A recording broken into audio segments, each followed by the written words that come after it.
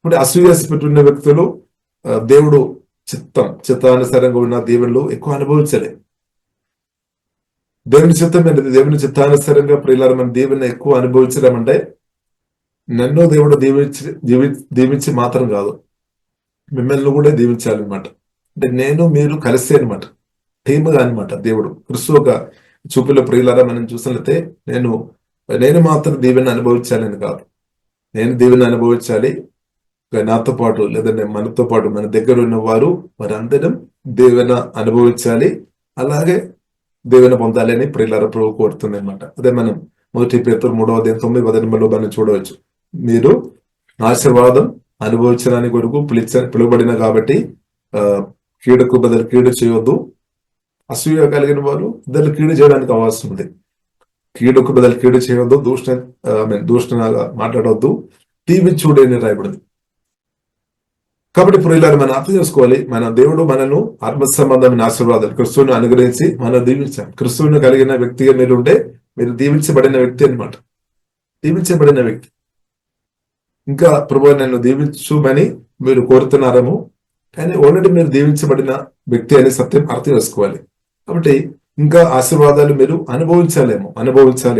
కాబట్టి దాని కొరకు బైబిల్ గ్రంథం ప్రియులారా మనకు నేర్పిస్తుంది.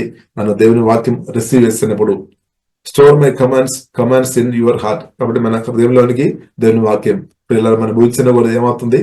వాక్యం మనం ఆత్మను బలపరుస్తుంది, ప్రాణాన్ని ఉదనపరుస్తుంది అనమాట. ప్రాణములు ఉన్న నిరాశ, దుఃఖం, బాధ, టెన్షన్ అంతా తీసివేస్తుంది, భయం అంతా తీసివేస్తుంది, ఇంకా అసూయాస్పతి వెళ్ళిపోతుంది అనమాట. ఇప్పుడు ఏమవుతుంది? మన హృదయ శుద్ధి గలవారు ధన్యులు. అంటే హృదయం పరిశుద్ధపరచబడుతుంది. వాక్యం భుజిస్తున్నప్పుడు, పరిశుద్ధాత్మను పాలన చేసినప్పుడు, యేసు రక్తం యేసునామములో ఆధారపడుతున్నప్పుడు హృదయ శుద్ధి జరుగుతుంది అనమాట. హృదయ శుద్ధి గలవారు ధన్యులు అని బైబిల్ గ్రంథం మనకు నేర్పిస్తుంది.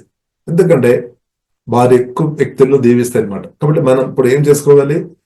తండ్రి దేవుడు యేసుక్రీస్తుని అనుగ్రహించి మనల్ని దీవించాము, మనం అనేకులను దీవించాలి. ఆ సమయంలో మనం ఉన్నామన్నమాట. అంటే మనం దీవిస్తున్నాము. ఎంతమందిని దీవిస్తున్నాం? కొందరు మనం చూసినట్టే తండ్రిని దీవిస్తారేమో, తల్లిని దీవిస్తారేమో, చెల్లెని దీవిస్తారేమో, ఒక్కరిని దీవిస్తారేమో, లేదంటే బ్రదర్ సిస్టర్ని దీవిస్తారేమో, పాస్టర్ దీవిస్తారేమో. అంటే కొందరు, అంటే మనం ఇంకా ఎక్స్పాండ్ చేసుకోవాలన్నమాట, ఇంకా అనేకులను దీవించాలి అనమాట. కాబట్టి ఎంతమందినైనా పరిశుద్ధాత్మలు ఆధారపడి ప్రియులారా మనకు దీవించుకోవచ్చు. అంత పవర్ఫుల్ ఆశీర్వాదం క్రిస్తులో ఉంది. అదే క్రిస్తు పరిశుద్ధాత్మ వలన మనలో ఉన్నాం అనమాట.